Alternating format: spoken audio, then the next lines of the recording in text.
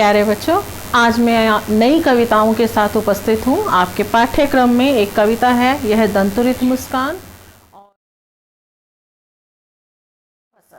ठीक है बेटा, मैं ज़्यादा समय ना लेते हुए केवल इतना ही बताना चाहूँगी कि जो एक मुस्कान होती है ना, वो किसी पर भी सकारात्मक प्रभाव डालती है।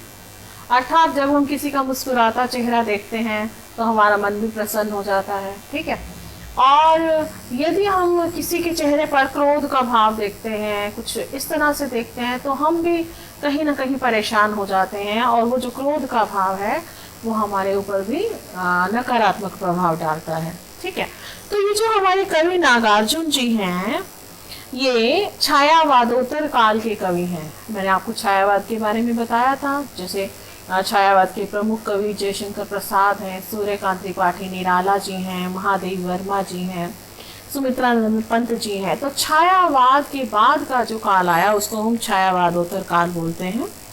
तो नागार्जुन जी की ये जो कविता है, मैं इनके बारे में आपको थोड़ा सा बता दूं। नागार्जुन जी हिंदी और मैथिली भाषा में समान रूप से लेखन करने वाले कवि थे और मातृभाषा मैथिली में वे यात्री नाम से प्रतिष्ठित हैं। जैसे कई कवि अपना उपनाम रख लेते हैं ना, जैसे सूर्यकांत त्रिपाठी निराला, रामधारी सिंह दिनकर, है ना, तो ऐसे ही मैथिली भाषा में यात्री नाम से प्रतिष्ठित हैं। तो प्रस्तुत कविता ये जो दंतुरित मुस्कान है, इसमें कवि ने बहुत छोटे बच्चे, जैसे लगभग 8-9 मास का या 10 महीने का लगभग, है ना, बच्चे का वर्णन किया है। और उस बच्चे को देखकर कवि के मन में जो कोमल भाव उत्पन्न होते हैं, या हम कहें कि वो जो प्यारा सा बच्चा है, उसकी जो मधुर मुस्कान है, वो कवि पर किस प्रकार प्रभाव डालती है, तो उसका वर्णन किया है। और प्रस्तुत जो कविता है, इसमें कवि ने कुछ मुहावरों का भी प्रयोग किया है। शब्दार्थ देख लें बेटा। दंतुरित, बच्चों के नए नए दांत। धूली धूसर गात, धूली धूल धूसर गात, धूल मिट्टी से सने अंग प्रत्यंग यानी कि शरीर। जलजात, जल में जो पैदा हुआ कमल का फूल। अनिमेष, लगातार देखना, बिना पलक झपकाए देखना, टकटकी लगाकर देखना। इतर, एक तो होता है इत्र। इत्र क्या होता है बेटा? सुगंधित पदार्थ, जिसको हम परफ्यूम बोलते हैं। और एक होता है इतर। इतर माने दूसरा या फिर अन्य। मधुपर्क, मधुपर्क क्या है, मैं आपको आसान से शब्दों में समझाऊं बेटा। हम शिवलिंग पर पंचामृत चढ़ाते हैं, 5 तत्वों से बना हुआ। ठीक है, उसमें क्या होता है? दही होती है, घी, शहद, जल और दूध। तो उन 5 तत्वों से बना, इसलिए उसे पंचामृत कहते हैं। तो ये अतिथियों के सामने भी परोसा जाता था, रखा जाता था। परंतु प्रस्तुत कविता में पंचामृत, मधुपर्क कहा गया माँ के वात्सल्य को। माँ का वात्सल्य अनुपम है, बेजोड़ है, उसके किसी से तुलना नहीं की जा सकती। कनखी, कनखी होता है तिरछी निगाह से देखना, जैसे आंखों से आंखें मिलाकर बात ना करना, मतलब आंखें जब हम चुरा कर या टेढ़ी निगाहों से देखते हैं, उसको कनखी मारना कहते हैं। छविमान सुंदर। तो मैं कविता शुरू कर रही हूँ बच्चों। यह तुम्हारी दंतुरित मुस्कान मृतक में भी डाल देगी जान। अब देखो बेटा, दंतुरित मुस्कान वो वाली मुस्कान होती है जब बच्चे के ना नए नए दांत आने शुरू होते हैं। शुरू में 2 दांत नीचे से निकलते हैं, फिर ऊपर से वो 4 दांत निकालता है। तो उन दांतों के साथ वाली जो मुस्कान है, यहाँ पर दंतुरित मुस्कान, इन 2 शब्दों से हम अंदाज़ा लगा सकते हैं कि बच्चा जो है वो लगभग 8-9 मास का है, 11-12 मास इस तरह से हो सकता है। तो कहता है, अब यहाँ पर जो कवि हैं, उन्होंने अपने बच्चे को भी पहली बार देखा है। वो कहीं बाहर रहते थे, वो बाहर से आए हैं। जब उन्होंने उस बच्चे को देखा, उसकी मुस्कान देखी, तो वो उससे अत्यंत प्रभावित हुए। तो क्या कहते, तुम्हारी यह दंतुरित मुस्कान मृतक में भी डाल देगी जान। जो मृत हो चुका है उसमें भी तुम्हारी ये जो मुस्कान है वो जान डाल सकती है। देखा जाएगा बेटा, यहाँ अतिशयोक्ति अलंकार है, बढ़ा चढ़ा कर बात की गई है। मृतक को तो कभी भी जिंदा नहीं किया जा सकता, लेकिन यहाँ कहा गया है कि आप जो तुम्हारी मुस्कान है वो इतनी शक्तिशाली है। धूली धूसर तुम्हारे ये गात, छोड़कर तालाब मेरी झोपड़ी में खिल रहे जलजात। अब यहाँ पर कवि क्या कह रहा है, ऐसा लगता है जो बच्चा है ना, उसके शरीर पर धूल मिट्टी लगी हुई है, उसके पूरे अंग प्रत्यंग धूल मिट्टी से सने हुए हैं। तो कवि क्या कल्पना कर रहा है, उसे ऐसा लग रहा है कि जैसे जो जलजात है, जो कमल का फूल है, जो कीचड़ में खिलता है, वो तालाब छोड़कर मेरी झोपड़ी में खिल गया हो, अर्थात यह सुंदर फूल मेरे आंगन में खिला है। तो यहाँ पर कवि ने कल्पना की है, कल्पना का भाव होने के कारण यहाँ पर उत्प्रेक्षा अलंकार। परस पाकर तुम्हारा ही प्राण, पिघल कर जल बन गया होगा कठिन पाषाण। अब परस पाकर तुम्हारा ही प्राण, परस माने स्पर्श पाकर, है ना, जब तुमने छुआ तो जो कठिन पाषाण, कठिन माने कठोर, पाषाण माने पत्थर, पत्थर भी पिघल कर जल बन गया होगा। तो यहाँ पर भी अतिशयोक्ति कह सकते हैं। कहने का अभिप्राय क्या है कि तुम्हारे स्पर्श मात्र से पत्थर जैसा हृदय भी द्रवित हो गया होगा, उसमें प्रेम के भाव, उसमें जो कोमल भावनाएं हैं वो जागृत हो गई होंगी। छू गया तुमसे कि झरने लग पड़े शेफालिका के फूल, बांस था कि बबूल। अब तुमने बांस का वो देखा है, बहुत लंबा बांस बहुत स्पीड से उगता है, और बबूल क्या होता है, एक कांटेदार पेड़ होता है। तो कहते हैं तुम्हारे छूने मात्र से तो बांस और बबूल से भी शेफालिका के फूल झड़ने लग जाते हैं। फूल है तो वो कोमल होता है। यहाँ पर क्या कह रहे हैं कि तुम्हारे छूने मात्र से ही जो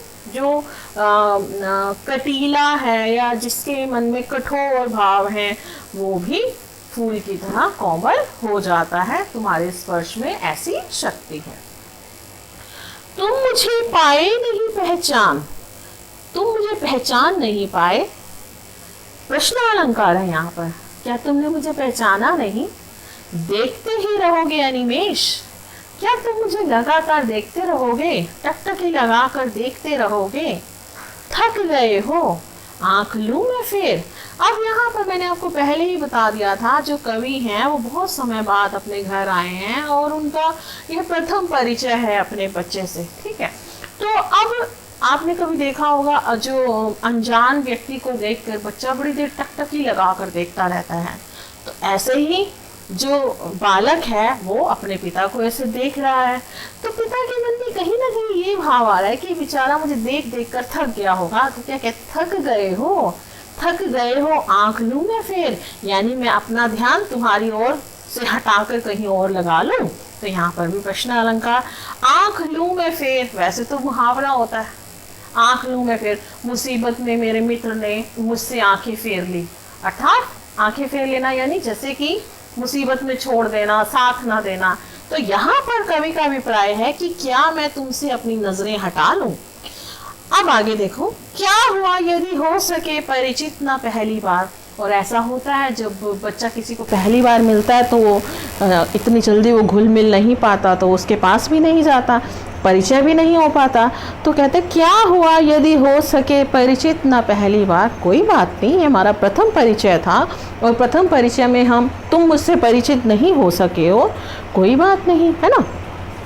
यदि तुम्हारी माँ ना माध्यम बनी होती आज, मैं न सकता देख, मैं न पाता जान तुम्हारी यह दंतुरित मुस्कान।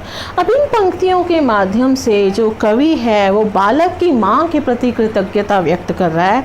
क्या कह रहा है कि तुम्हारी माँ ने तुम्हें जन्म दिया, है ना, वो माध्यम बनी, वो तुम्हें इस संसार में लाई।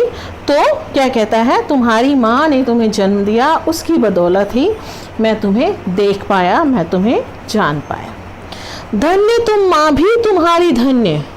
अब तुम क्यों धन्य हो, तुम्हें इतनी प्यार करने वाली माँ मिली, माँ भी तुम्हारी धन्य। और तुम्हारी माँ कोई भी हो वो अपने बच्चे को पाकर धन्य हो जाती है ना। तो दोनों ही, तुम भी धन्य हो, तुम्हारी माँ भी धन्य है। चिर प्रवासी मैं इधर मैं अन्य, मैं तो लंबे समय से बाहर रहने वाला था, मैं तो तुम्हारे लिए अन्य था, कोई दूसरा व्यक्ति था। इस अतिथि से प्रिय तुम्हारा क्या रहा संपर्क, और मुझसे तुम्हारा कोई संपर्क नहीं रहा। मैंने आपको बताया कि कवि ने अपने बच्चे को पहली बार देखा था। अंगुलियां माँ की कराती रही हैं मधु पर, और तुम्हारी माँ जो है वो अपना वात्सल्य हमेशा तुम पर लुटाती रही है। मैंने आपको बताया है मधु पर क्या होता है, पंचामृत होता है वैसे, लेकिन यहाँ पर वो किसके लिए आया है, माँ के वात्सल्य के लिए। ठीक है, देखते तुम इधर कनखी मार, मैंने आपको बताया था कनखी मार कर देखना, जैसे तिरछी निगाहों से देखना। आई टू आई कांटेक्ट जब हमारा किसी से नहीं होता तो उसको कनखी मार कर देखना बोलते हैं।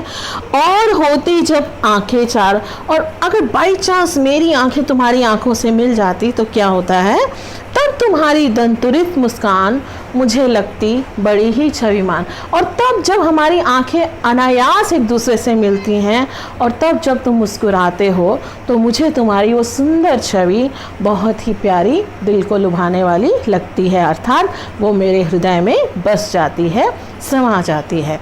तो बच्चे जो वैसे अगर हम देखें, मान लो हमारे अड़ोस में पड़ोस में कहीं भी छोटा बच्चा दिख जाए तो हम उसकी भोली मुस्कुराहट के प्रति आकर्षित हो जाते हैं, है ना, और हम उससे सहज भाव से खेलने लगते हैं, है ना, और बच्चा भी क्या है थोड़ी देर में हमारे साथ हिल मिल जाता है। तो यहाँ पर तो कवि अपने बच्चे की बात कर रहा है। तो इस कविता में अगर मैं बात करूँ वात्सल्य रस, तुम्हारे पास जो रस का एक टॉपिक है, तो जब संतान के प्रति प्रेम है उसको हम वात्सल्य रस कहते हैं। तो यहाँ इस कविता में वात्सल्य रस का भाव है। कवि अपने बच्चे की वो छोटी छोटी जो वो हैं हरकतें हैं, उसकी जो गतिविधियां हैं, उन्हें देखकर वो अत्यंत प्रभावित हो जाता है। कभी उसको लगता है कि मेरे बच्चे जो हैं वो तो मृतक में भी जान डाल सकता है। कभी उसको लगता है कि उसके सुकोमल स्पर्श से बांस और बबूल से भी शेफालिका के फूल झड़ने लग सकते हैं। तो इस तरह से वो अपना प्यार अपने बच्चे के प्रति व्यक्त करता है। तो जो प्रस्तुत कविता है बच्चों, इसमें खड़ी बोली का प्रयोग है। और अगर हम बात करें ना, देखो पहली पंक्ति में 4 शब्द हैं, कोई पंक्ति छोटी है, कोई पंक्ति बड़ी है, तो ये मुक्त छंद में लिखी हुई कविता है। लेकिन इस कविता में कहीं ना कहीं तत्सम शब्दों का प्रयोग भी हुआ है, जैसे अभी हमने पढ़ा पाषाण था, है ना, तो इस तरह से, और परस है ना, बहुत सारे शब्द हैं जो इसमें प्रयोग हुए हैं। और कहने का अभिप्राय क्या है कि इस कविता में शिल्प सौंदर्य की बजाय भावों की अधिक प्रधानता है। ठीक है बच्चों।